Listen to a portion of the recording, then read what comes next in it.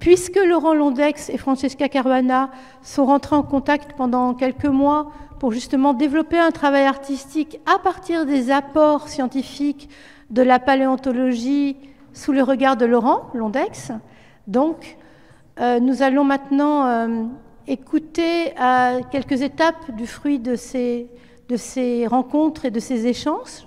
Vous avez entendu ce matin, pour les personnes qui étaient là, Francesca Caruana qui a présenté donc tout son travail d'artiste avec quelques exemples long d'une trentaine d'années autour de l'eau et de la mer et des océans et d'autres choses. Et maintenant, donc, elle va vous présenter ce qui est un petit peu plus articulé à notre projet, en tout cas tel que nous l'avons développé depuis juillet dernier.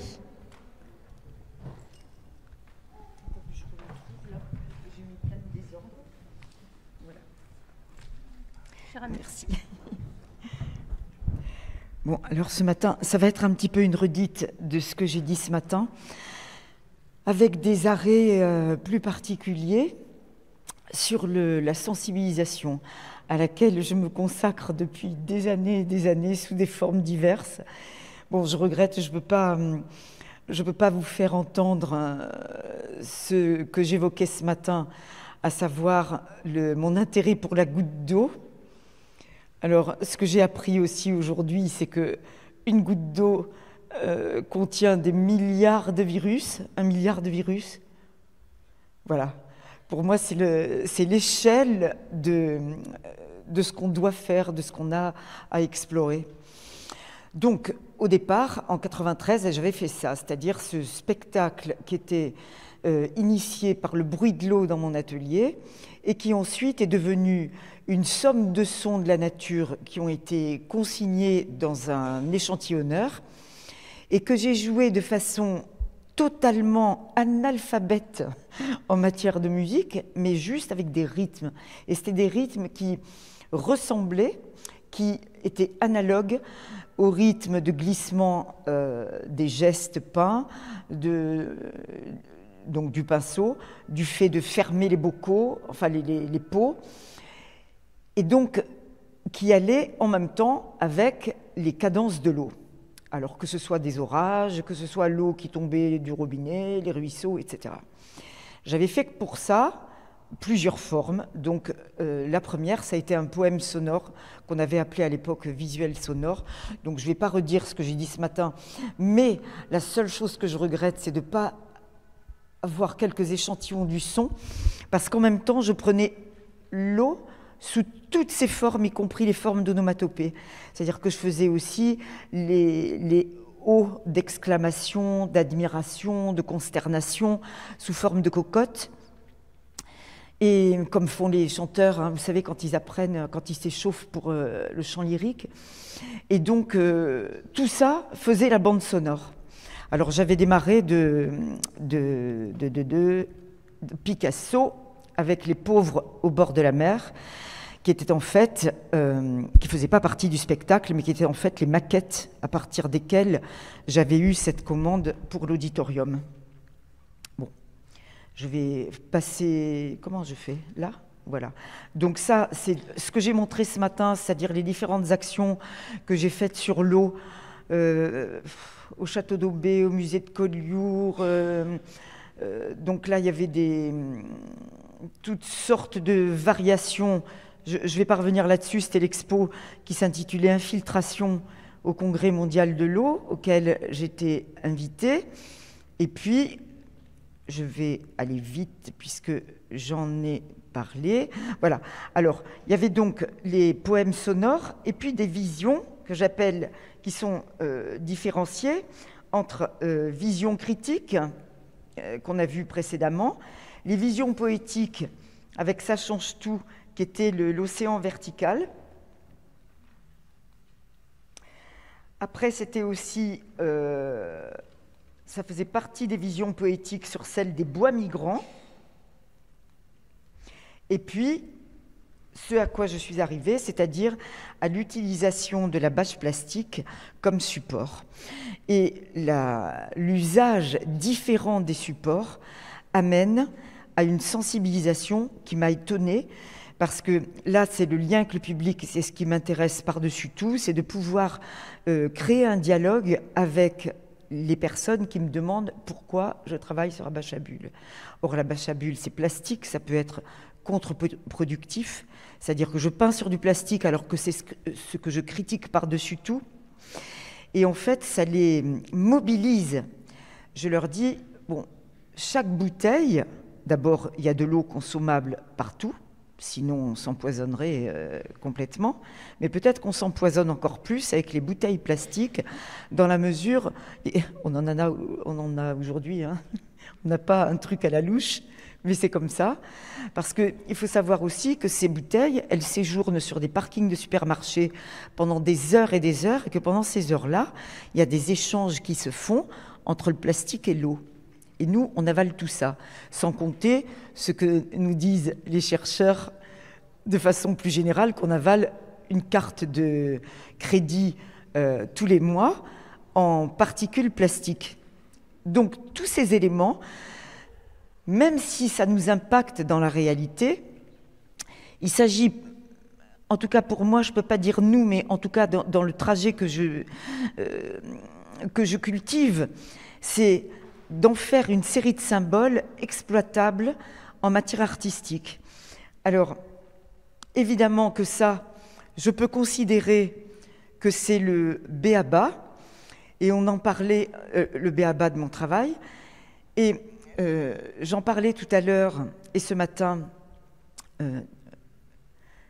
Alors cette expo-là, justement, que j'ai appelée Baculum Plastique, c'est un lien que j'ai fait entre les couches sédimentées qu'on trouve en archéologie et celles que nous produisons avec nos déchets dans l'eau.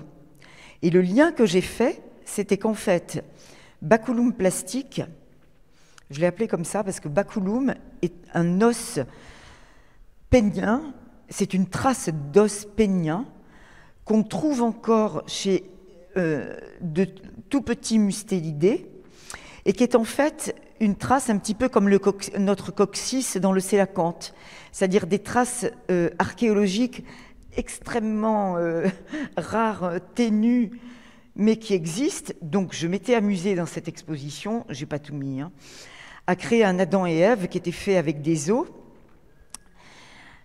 Je les ai pas mis, c'est pas grave.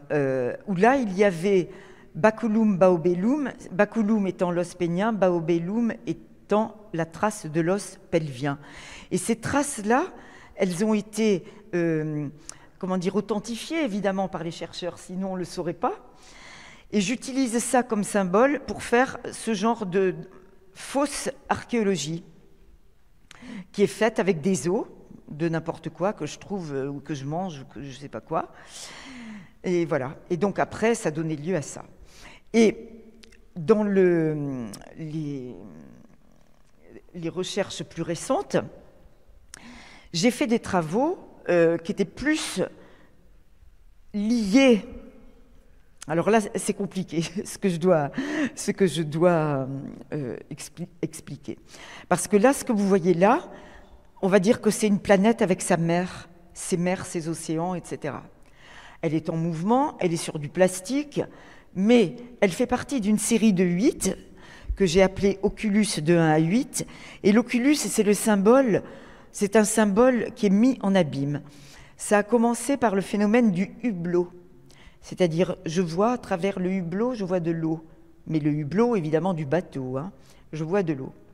Et puis, quand j'ai commencé à travailler, je travaille toujours au sol.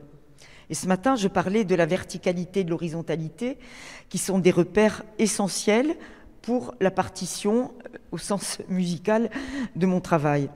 Et bien là, donc, je voyais ces hublots par terre. Je me disais, le hublot est vertical, c'est je veux voir de l'eau. Sauf que, en relevant mon hublot, je me suis souvenu des recherches du XVIe siècle en peinture, où on créait des anamorphoses. Et il y a une église à Rome où il y a un petit repère par terre, un repère de marqueterie de marbre, où le spectateur doit se mettre, c'est quand même, ça date du XVIe siècle, ça je trouve ça extraordinaire.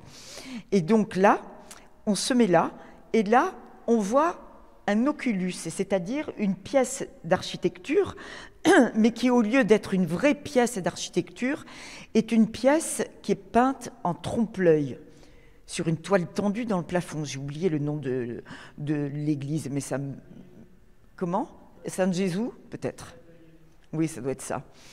Et ça, c'est extraordinaire parce qu'on ne le voit que de ce point de vue-là.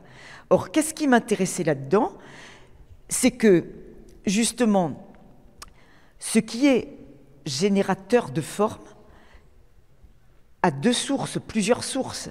C'est-à-dire, ça vient en même temps de ce qui est notre archéologie sous forme de déchets, de ce qui est l'archéologie réelle, et de ce qui est une autre strate de l'archéologie, qui est l'archéologie imaginaire, qui est celle qui arrive à notre verticalité et qui était l'archéologie céleste de ces publics du XVIe siècle, donc essentiellement religieuse. Ça veut dire que cette strate qui est faite verticalement, elle fait toujours référence à quelque chose qui est horizontalement. Alors, ça, c'est ce qui explique la série des oculus.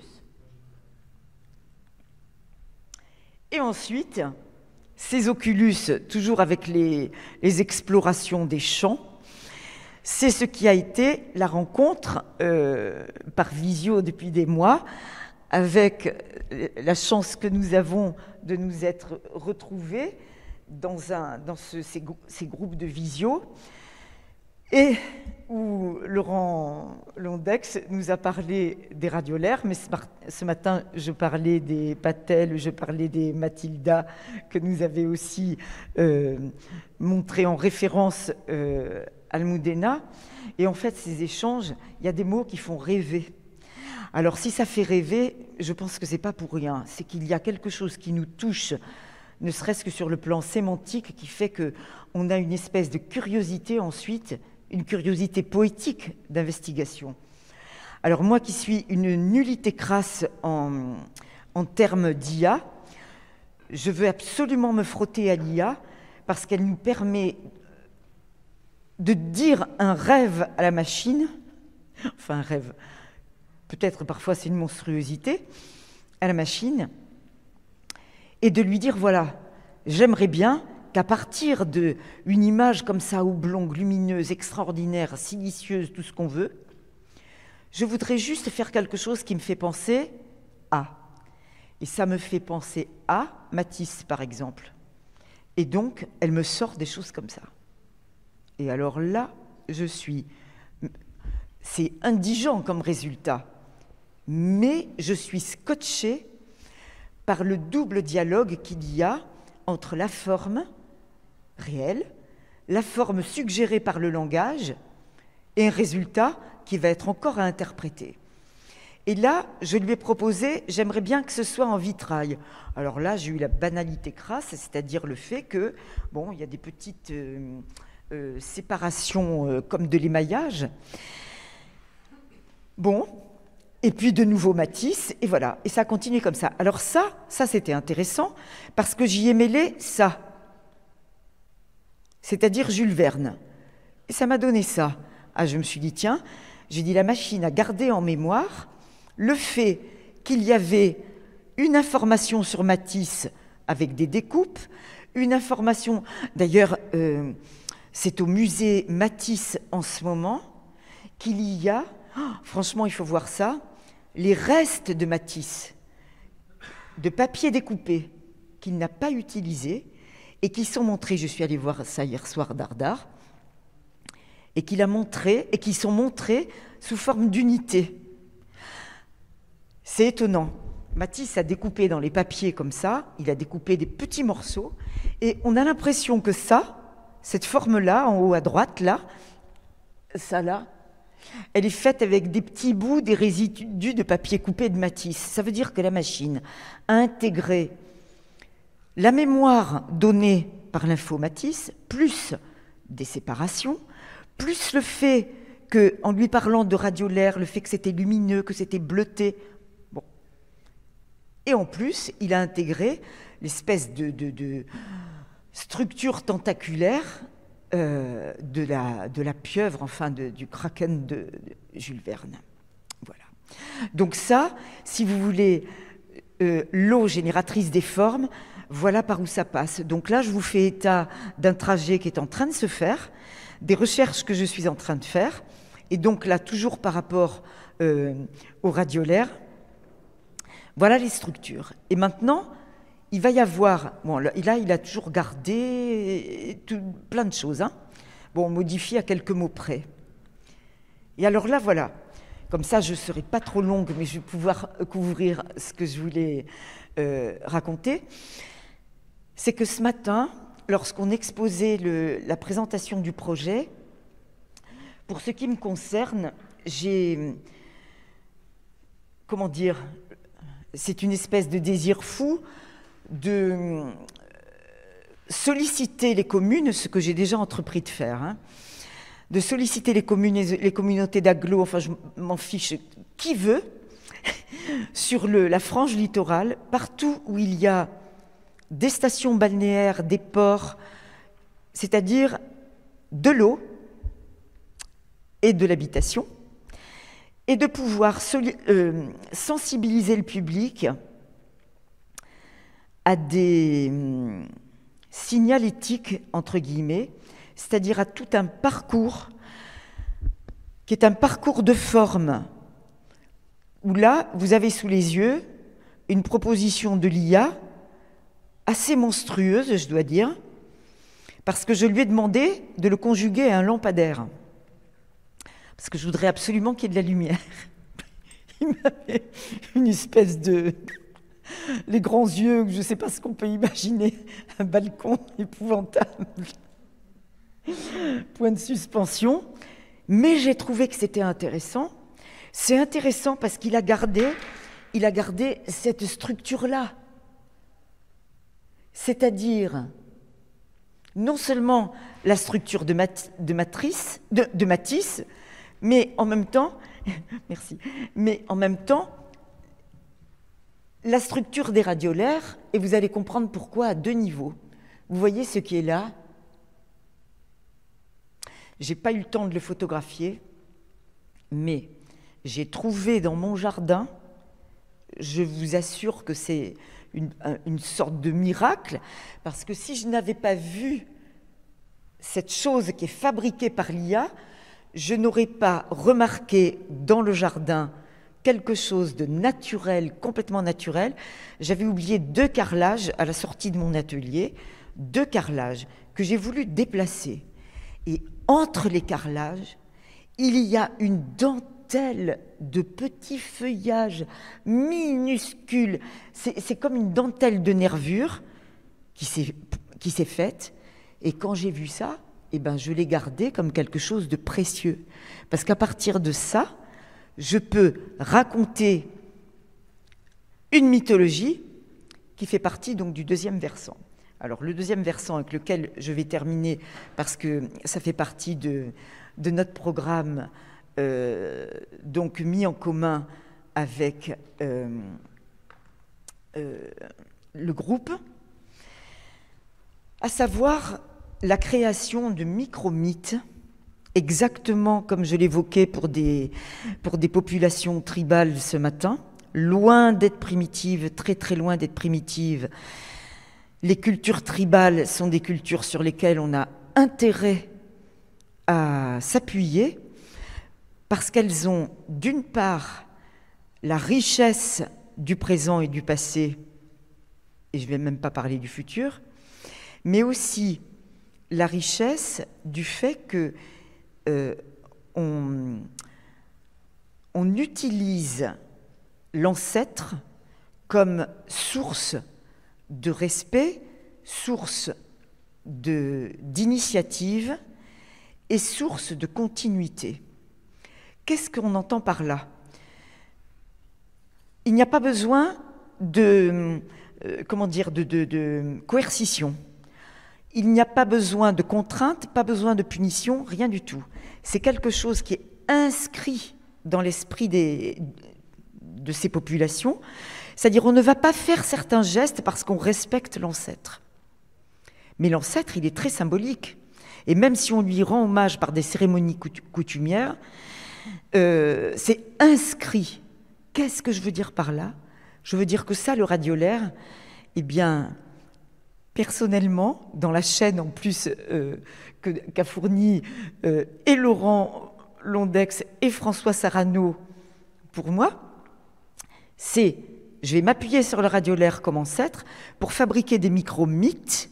Et ces micro-mythes, évidemment qu'ils seront à l'échelle, c'est-à-dire qu'ils vont avoir peut-être le format d'un QR code. Non, pas d'un QR code. Oui, d'un QR code. C'est ça qui est carré, hein. Oui, j'avais peur de confondre avec le code barre. Donc il va avoir le format d'un QR code, mais c'est surtout qu'il va être donné au public pour pouvoir informer le public en même temps sur des formes bizarroïdes comme ça qu'il va voir dans la ville, dans la commune, sur le bord de mer, et qui va devenir un phénomène d'urgence plus on se rapproche de l'eau, de l'entrée de la commune jusqu'à la bordure d'eau, qui va être comme un feu rouge. On arrive au bord de l'eau, c'est un feu rouge. Alors je voudrais attirer votre attention sur le fait que maintenant, les communes font beaucoup d'efforts et tout ça. Ils fournissent quoi? Des petits cendriers de plage. Alors les cendriers de plage, moi j'ai envie de les éliminer autant que les canettes plastiques et tout ça. Pourquoi? Parce que le cendrier de plage, il est parfois abandonné sur le rebord quand on sort de la plage, on trouve le cendrier de plage. Mais moi ce que je voudrais rapatrier dans l'esprit à l'aide des micro-mythes, c'est le fait que quand je suis dans le séjour d'une maison, que ce soit chez moi ou que ce soit chez un ami, je ne vais pas le jeter le mégot par terre, ni la canette de bière. Quand j'ai fini, je ne la jette pas par terre. Pourquoi je le fais à la plage? Parce que ce n'est plus ma, entre guillemets, propriété. Ce n'est plus ma chose appropriée. Et la chose qui n'est plus appropriée implique des comportements inappropriés. Donc pour qu'ils puissent continuer dans ce respect-là, il faut que ce soit une culpabilité, entre guillemets, là aussi, archaïque. C'est-à-dire que cette culpabilité, ce ne soit pas une culpabilité, mais qu'elle soit de l'ordre juste du respect, avec le plaisir du respect, parce que je participe à cet univers-là. Alors, je parlais avec Denis Allemand ce matin, bon, des choses délirantes, j'en conviens, mais c'est aussi comme ça que ça arrive. Imaginez, par exemple, la limite de cet objet. Enfin, vous n'avez même pas à l'imaginer, elle y est. Et je me dis tout le temps, vous allez dire que je suis folle, mais je ne suis pas folle vraiment. C'est que il y a plein de particules, des molécules, enfin tout ce qu'on peut imaginer de scientifique là, à cette limite-là. Mais c'est juste une condensation, une agitation condensée de ces molécules qui donne, voilà comment je l'imagine, hein, je ne sais même pas si c'est vrai, qui donne corps à la matière. Et avec des densités différentes, c'est-à-dire que ça, c'est une densité, ça, c'est une autre. Sauf que, il y a un truc entre nous aussi qui a de la densité, et c'est de la densité transparente. Et cette densité transparente, alors ça, c'est aussi essentiel à prendre en compte, c'est que, ça c'est vrai, ce que je vais vous dire là, c'est vrai, ça s'appelle les gouttelettes de Pflug. Les gouttelettes de Pflug, ça me tarabuste depuis des années, parce que ça n'a rien à voir avec le postillon quand on parle. Parce qu'on postillonne tous plus ou moins. Mais c'est juste une surface de protection, un volume de protection, c'est-à-dire c'est notre continuité directe, comme celle de l'objet là. C'est-à-dire c'est notre continuité directe. Et vous savez à quoi on le mesure? C'est que je ne peux pas aller devant vous comme ça et vous parler à 2 cm. C'est impossible, irrecevable. Et vous feriez ça. C'est obligé, parce que c'est une intrusion directe dans notre intimité. Or, la limite de notre corps, elle est finie depuis longtemps. On l'accepte en amour, enfin on s'en fout, en relation, disons, physique. On l'accepte en danse, et on l'accepte au théâtre, qu'il soit chanté ou parlé. Mais pourquoi ? Parce que ça a du sens dans ces pratiques-là. Et ça a le sens de l'intrusion, ça a le sens de l'attirance ou de la menace, ça a du sens. Mais dans le comportement ordinaire, c'est un univers extrêmement intime qu'on ne transgresse pas. Ça veut dire que cet espace dont je parlais, c'est-à-dire cette limite, cette continuité, ces choses qu'on intègre en nous-mêmes, ces gouttelettes de flugue, c'est cette espèce de buée, là, cette chose qui nous entoure. Hein. Eh bien, cette chose-là, on ne fait pas d'effort pour ça. Elle nous est totalement intégrée. Eh bien, dans ce milieu naturel avec lequel nous faisons corps, si on en avait conscience à ce point, alors ça va être les points de tous les mythes qu'on va créer communément pour nous donner des outils de visibilité sur le plan artistique. Et après, avec ces petits QR codes, on va donner de l'info, des toutes petites infos, mais des infos qui pourraient être percutantes. Alors, je finis avec ça, c'est que, avec ce radiolaire, je me suis donc amusée à faire ça, c'est-à-dire toujours sur ma bâche plastique. J'ai imité, mais à toute berzingue, hein, j'ai fait ça en 10 minutes. Le radiolaire est là. J'ai fait l'interprétation comme ça, avec du collage de papier peint, enfin que j'ai peint. C'est des buvards industriels que j'ai peints. On ne voit pas trop les couleurs, hein, c'est des couleurs feu hein, qui ne se voient pas, parce que ma photo est pourrie, je l'ai faite vraiment vite avec mon téléphone. Et puis ça, des petits tapotages de peinture. Et alors après, eh bien, et là il y a du boulot, j'ai vu la déception, parce que je l'ai faite en éclairage, pardon, dans l'eau, dans la piscine. Dans une piscine, avec l'éclairage, de nuit, ça donnait ça donnait une silhouette extrêmement sinistre par rapport au côté plus joyeux qu'il y avait là, ou au côté radicalement jouissif du dessin d'un radiolaire. Alors je me suis dit que là-dessus, il y avait beaucoup de travail à faire pour pouvoir avancer. Alors, j'ai fait une autre expérience, qui est celle-là. Et alors moi, je suis enchantée d'avoir vu ce que nous a montré Laurent tout à l'heure, parce qu'avec ces ammonites qui se déforment et qui finissent en génération éteinte, moi, j'ai recommencé à les mettre en spirale de façon indigente, parce que je ne maîtrise pas du tout tous ces logiciels, mais j'ai bossé pendant des heures pour faire cette chose microscopique, avec ombre portée hein, quand même. Non, bon, allez, je plaisante, mais c'est vrai que j'ai fait ce truc en pensant à ce qu'on a vu ce matin, ça y est, je ne me rappelle plus, le truc conique là que je montrais, la Mathilda de ce matin. Et je l'ai étendu sans savoir que ça existait dans la nature. Alors tout à l'heure, c'était magnifique d'apprendre ça. Et puis, je lui ai flanqué une espèce d'oursin au bout pour faire quelque chose d'hybride. Donc ça, c'était des inventions tout à fait, qui sont des tentatives comme ça, juste pour montrer comment l'eau peut être génératrice de forme. Mais vous savez que maintenant, que génératrice de forme dans un cadre qui est un cadre tourné vers le public, tourné vers la sensibilisation, sur la modification des comportements, et tourné vers une artialisation du paysage, c'est-à-dire vers quelque chose qui aille dans une esthétisation de notre environnement. Voilà. J'espère que je n'ai pas fait trop long.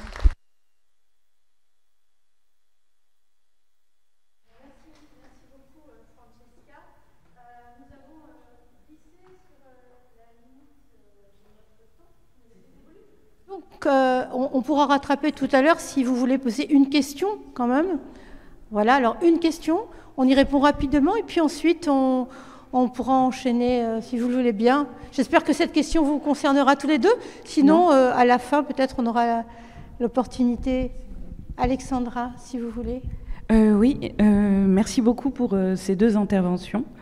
Moi, j'avais une question, mais sur la première, enfin, c'est d'abord une remarque et puis une question.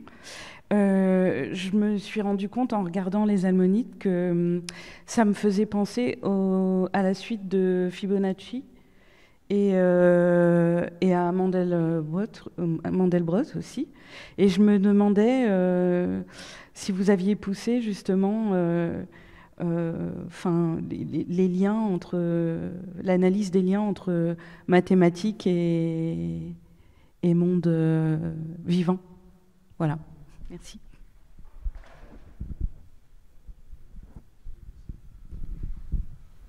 Personnellement, je l'ai pas fait. Et là, j'ai pris les ammonites comme un exemple parce que pour les paléontologues, c'est vraiment un groupe emblématique. J'ai hésité à utiliser d'autres exemples pour aller vers d'autres voies, vers d'autres conclusions. J'avais des diapos que j'ai pas pris le temps de présenter, où dans le monde marin, il n'y a pas d'arbres. Il y a quand même des végétaux, il y a des algues, mais les formes que l'on connaît sur Terre avec les arbres, on les a avec les animaux en mer, avec les coraux, avec les bryozoaires, avec les éponges. Voilà. Et toutes ces formes se modélisent mathématiquement. Moi, c'est pas du tout mes thématiques de recherche, et pour l'occasion, là, j'ai pas cherché à pousser plus loin sur le lien avec les mathématiques et qu'est-ce qui pousserait les mathématiciens à faire ce type de démarche. En général, quand ils le font, il y a une dimension évolutionniste pour voir quels paramètres on change pour changer complètement la forme d'une spirale, par exemple. Ou chez les végétaux, qu'est-ce qu'on change, quels paramètres on change pour que la sortie des branches par rapport à un tronc, par exemple, change d'emplacement. Donc là, il y a des recherches mathématiques qui se font là-dessus, mais ça, je n'ai pas du tout allé, j'ai pas du tout fouillé ça.